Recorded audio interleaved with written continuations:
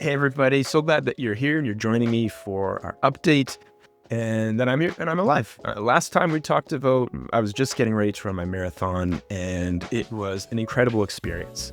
Seeing thousands of people, there was 8,000 runners participating in all the different races at the Edmonton Marathon. Such a cool venue to be a part of, and got to run with my niece who killed it, and then me who almost got killed, but I finished. And that was the big thing. You know, it was this moment of crossing the line and everybody's cheering and it was great. But I've got to tell you, the last 12 kilometers, I thought I was going to die. Literally did not know if I would make it. And all I wanted to do was stop, to slow down and just forget about everything that's in front of me and to hold off. But I knew that if I stopped, I wouldn't actually achieve my goal. I might not even cross that finish line. So I knew that I had to keep going. And that's what kept my feet moving and kept me putting those yucky gels that runners eat in my mouth, which was gross. But I just kept going because I know I had to do it. And it was still very, very hard. And I got to cross that line. I got to see my family eventually, even though my wife was literally holding me up after I crossed the finish line. But it was an incredible experience, but it wasn't without the hard work. And maybe that's my encouragement to you today is, what are those things that you're looking at that you need to put in some hard work to get there, and things that are worth it for you to put in that hard work. And maybe just that mind over matter that you've got to push through, because it's not always going to be easy, but it's going to be worth it. It's like that whole idea around, you know, that you're wanting something that's so valuable, but it's not just going to be given to you, where you've got to go and work for it and ask for it and push for it and put in long hours and maybe even hurt a little bit, but it's worth it in the end. And maybe that's a relationship, maybe that's friendship, maybe that's a book or a blog or whatever it is that you've been thinking on, but it's worth doing. So that's my encouragement to you. Put in that effort and achieve that great success. Other thing, speaking of success, don't like to push it all out everywhere, but I want to share with you, my friends here, that we got a notification. Remax sent us this note saying, congratulations, you've got the Lifetime Achievement Award with Remax. And so pretty honored to be able to have that. Not a ton of agents have that, especially with only being here within Remax for, I don't know, it's 7 years or so, but it's a pretty incredible joy to be able to have that. And I know that I couldn't have it without you. Just like my wife was holding me up as I crossed that finish line there after my run, you've been the ones there holding me up the entire way through. So I'm just so grateful for you that we've been able to achieve some pretty great things within this organization, and it's all because of you. So thank you so much for all of your support. It's real special. And now the market, what are we looking at with our market? It is an interesting time, isn't it? As we're looking at how our market is gone and how things have transpired, taking a look at that data. And specifically when we're looking at this data for last month, when we look at August numbers, I went back and I checked, and our numbers for August are almost exactly the same that we saw back in February. So February numbers here in the Edmonton general market are the same as we experienced in August. Usually we see things climb up and then they peak out in August, but we've seen things jump up. We saw a high back in May and then they've trailed off. We've seen some price losses over the last little bit. We were seeing some inventory rising as well. So when we look at our inventory, we have nearly 3,000 more properties for sale than we did back in February.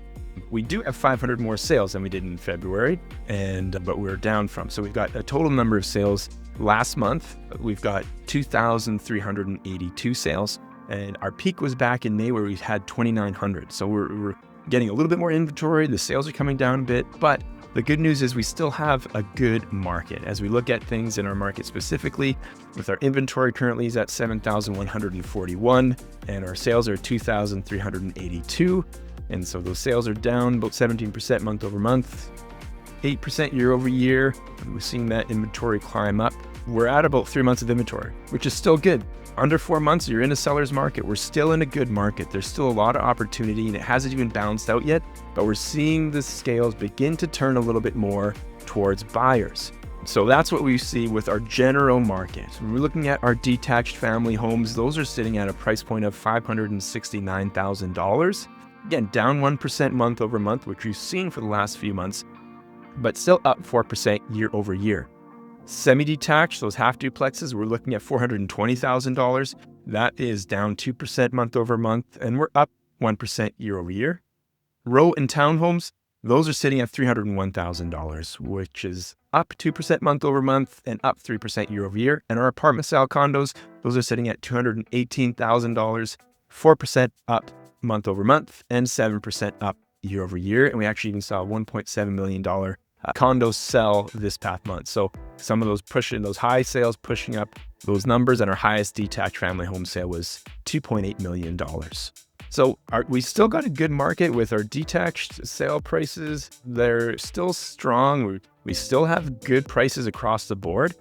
But if you're pricing your home to last month's market, you're probably going to sit on the market. You have to price your home not even to where it is right now, to where it's going to be in a few weeks or maybe even next month to achieve your sale, because you're probably seeing where on your street there might have only been one house for sale and it went up and it was gone within a few days. You're probably seeing a few more houses coming up for sale and they're not selling in a couple days. They're sitting on the market. So they've got to compete against one another. And pricing your home till last month's, a few months ago to May's market is not going to help you get it sold. You've got to be proactive and you got to see where the market's going in order to achieve a sale. Now, specifically, let's take a look at St. Albert, to my neighborhood, what things are looking like here. Currently, today, we've got 140 active properties, 3 that are pending, which is surprising. Usually we have quite a few pending, but only 3 that are pending. Whereas last month we had 142 active and 28 pending. So we're down about 1% for our active properties currently, and we've had 75 sales looking back at last month. Again, these are looking at last month's stats. So August, 75 sales. The month previous to that in July was 111. Usually August is going to be slower than July. It's just the way things go because everybody's getting their last little bit of holidays in there. Our average price point we're looking at here in St. Albert is $601,000, which is down from $626,000 the month before. So we've seen 3% come down for our price here in St. Albert. And then when median price, $564. Last month, that was $574. But let's look back at last year. Last year was $509 for a median price. And last year, average price was $564, and we're at $601. So we're still up 6% year over year. But month over month, we are seeing things come down a little bit. Again, the heart of that market is 600,000 and under, where we've got 60% of our sales happening. So 45 sales that are under 600,000, another 25 sales between 600 and 800. So that's going to be 33%. So when you look at all of that, that's 93% of our market is under that $800,000 mark here in St. Albert. And we've seen the high sale was a $1.2 million home in Kingswood, and the low sale was a $270,000 home in Deer Ridge. And the months of inventory here in St. Albert are 1.86, and that's up from the month previous where we had 1.28. So what is all of this telling us? Like I said, you've got to be pricing yourself to where the market is going and not where it's been. If you're looking at where it's been, or you're saying this is what the price of my home was a few months ago, it might not be that case now. You need to update your pricing. You need to see where the market's going, and you've got to position yourself really well. As a buyer, you're seeing some more opportunities now, especially that we just got the rate announcement that Bank of Canada is dropping their rate by a quarter point, so another 0.25%. We'll probably see that trickle down into mortgage rates. If you're on a variable, you for sure will see that, but we'll start to see some banks make some changes. It'll boost some confidence. Maybe that'll push some strength into our market for the rest of the year. But it'll be interesting to see how everything plays out. Month over month, we're going to keep our eyes on things. But you've just got to make sure you're making wise decisions, teaming up with the right people to help you, guide you, and at the end of the day, that you're making some good moves to put you in a great position as we look forward to our long-term market. If you've got any questions, just let me know. I'm here to serve you however I can. It's always an honor to be able to be with you, and I'm so grateful for all of your support, your referrals, your friendship, cheering me on as I'm goofily trying to run races. And just being there along our side. So thank you so much, my friends, and we'll talk to you soon. Bye-bye.